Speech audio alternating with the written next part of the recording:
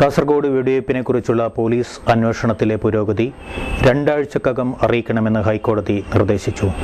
കാസർഗോഡ് വെടിവയ്പ്പിൽ മുസ്ലിം league പ്രവർത്തകൻ മരിച്ചതിനെക്കുറിച്ച് CBI അന്വേഷണം നടത്തണമെന്നാവശ്യപ്പെട്ട് ഹൈക്കോടതിയിൽ ഹർജി നൽകിയിരുന്നു.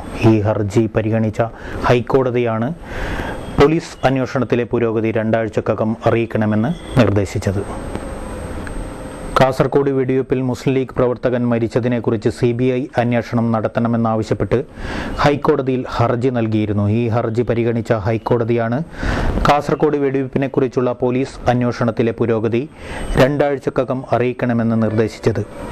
2009 നവംബർ 15-നാണ് കാസർഗോഡ് പോലീസ് വെടിവയ്പ്പും തുടർന്ന് ഒരു മരണവും നടന്നത്. നവംബർ 15-ന് വൈകിട്ട് കാസർഗോഡ് നഗരത്തിൽ മുസ്ലിം ലീഗ് പ്രസിഡന്റ് പാണക്കാട് ഹൈദരലി ശിഹാബ് തങ്ങൾക്കും മറ്റ് നേതാക്കൾക്കും നൽകിയ സ്വീകരണ പരിപാടിക്കിടെയാണ് കാസർഗോഡ് കുഴപ്പമുണ്ടായത്. അക്രമം നടത്തിയവർക്ക് നേരെ അന്നത്തെ SP രാംദാസ് പോത്തൻ വെടിവെച്ചതിനെ തുടർന്ന് നീലേശ്വരം തൈക്കാട്ടെ ഷഫീഖ് കൊല്ലപ്പെട്ടിരുന്നു. ഇതിന് പിന്നാലെ ആരിക്കാടിയിലെ യുവാവ് കറന്തക്കാട് കുത്തേറ്റ് മരിക്കുകയും ചെയ്തു. സംഭവത്തിന് ശേഷം രാത്രി കാസർഗോഡ് നഗരത്തിൽ പോലീസ് അക്രമം അഴിച്ചുവിട്ടത് ഏറെ വിവാദമുയർത്തിയിരുന്നു.